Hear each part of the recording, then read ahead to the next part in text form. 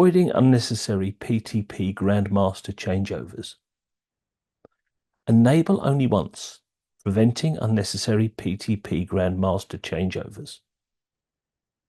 Real-world hybrid IP and SDI broadcast systems contain a mixture of hardware and software equipment from multiple vendors, making broadcast engineers rightly cautious about frequent Grandmaster changeovers.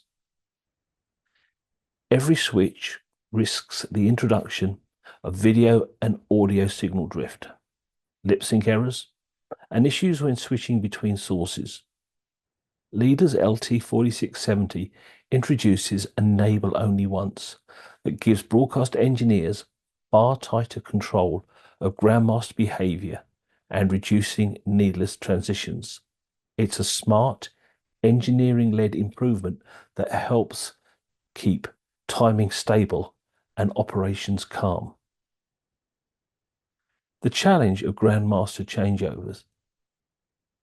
Under BCMA, a Grandmaster changeover is triggered when a fault is detected or the active Grandmaster's clock quality drops.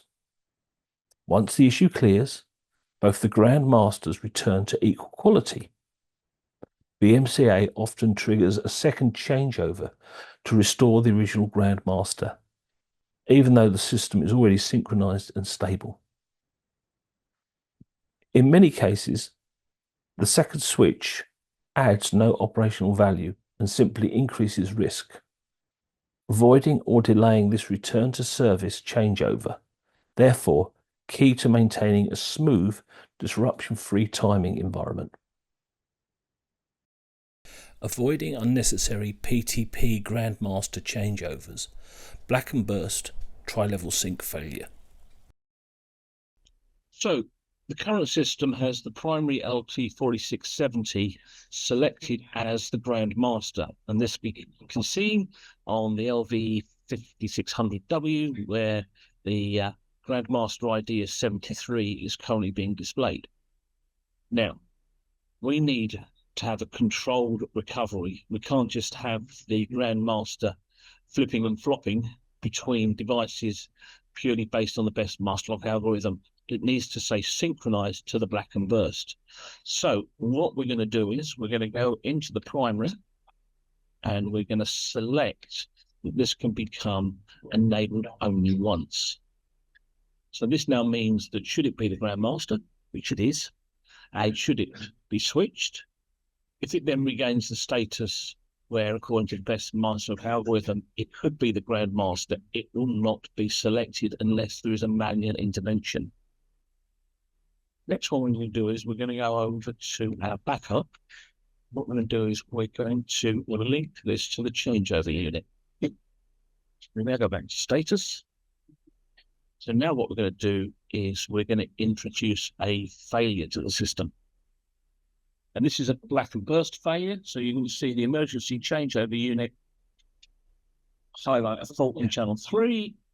It's going to switch from the primary to the backup, and the backup LT4670 has also switched across because priority 1 has changed.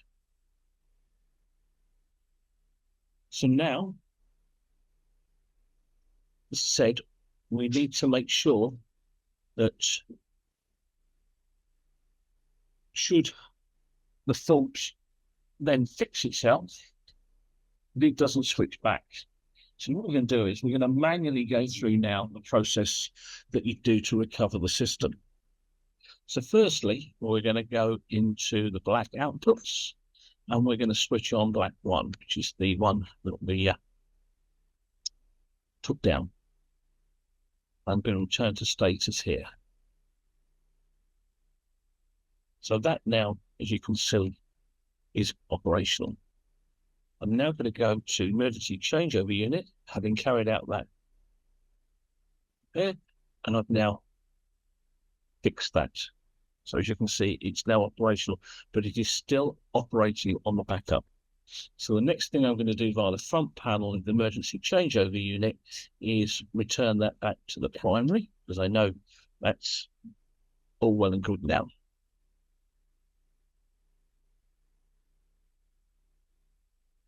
the next stage we need to do on that is go to PTP, and we're going to recover priority 1.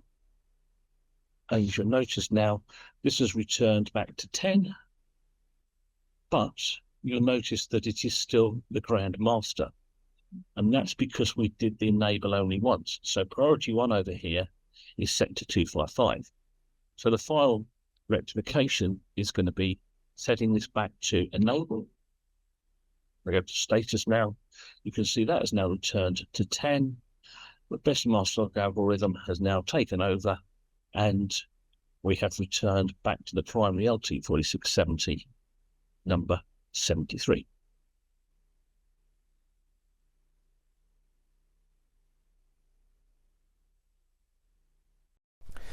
If you'd like to know more about PTP system commissioning, Leader has a white paper that details a series of Grandmaster changeover tests for PTP systems in an IP media network, which can be downloaded from either the URL or via the QR code currently displayed on the screen.